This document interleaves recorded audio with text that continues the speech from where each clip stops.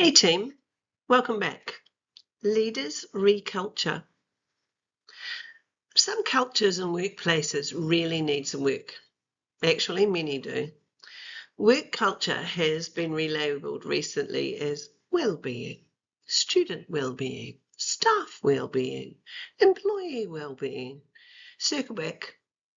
In reality, it is culture. Culture is about how we treat people.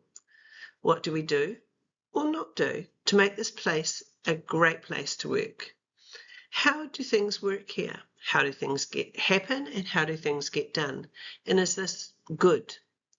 People leave bad bosses and nasty workplaces. These are normally places where a few people have influence and power over many. And sometimes these are not people with titles or positions.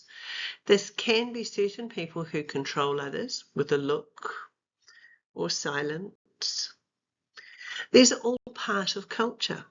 Cultures that need to be confronted, changed, or addressed. Cultures are determined by leadership, by bosses. They set the tone. What is acceptable and what isn't? Culture develops and evolves over time. With changes in leadership, there is always an impact and a change in culture. Other times, as new people come and go, as expectations change and the company grows or expands, the culture changes. All of these scenarios can call for a time of reculturing.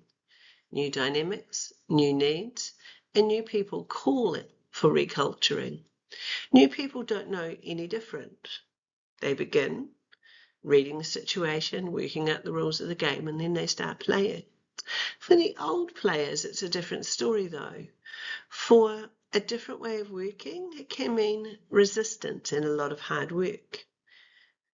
To lead this, you need a change strategy, a change strategy to reculture.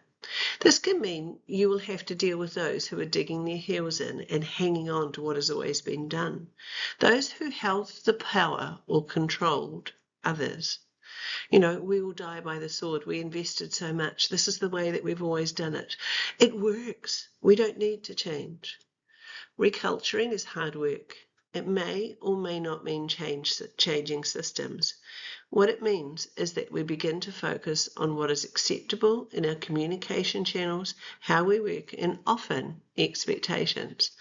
Often these need to sharpen. They need to be different.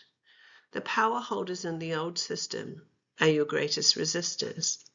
For those who benefited in the old system, for those who had a system that worked for them, this can be a nightmare, a horror story. They go underground, they talk behind your back, politics begin. Reculturing is going to be hard work and it won't be without drama. So what do? First, what is the vision? Can you clearly articulate how you want this team or company to work? What does it look like, sound like, and feel like? Number 2, get it written down. Write it down or draw it up somewhere. Number 3, have you thought about the current position compared to where you want to be? Record the change that needs to happen. Plan the change. That's number 4, plan the change. How are you going to get everyone there? Strategize. Sequence it out. Number 5, plan for the problems, the negatives, the naysayers. And part of that is starting with the why and then the what and the how. You are there to take people with you. You are not there to convince people. You are there to explain. You are not there to influence. You are there to listen, to hear fears, feelings, and concern. You are there to talk people through the process. You are not there to placate. You are there to hear new thinking and ideas. You are not there to win or lose, but nor are you there to give in. You are there to confront and to challenge those who derail. You are there to bring understanding. Expect people to resist and not to like things. Bring resilience and a big bucket of being brave. Be honest, be open, be transparent, be strategic. Build coalitions, wide coalitions. Build coalitions, but not your people. Spread your communication. Reach out and spend time with your greatest resistors.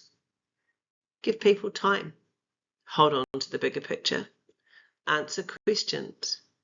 Clarify. Celebrate success.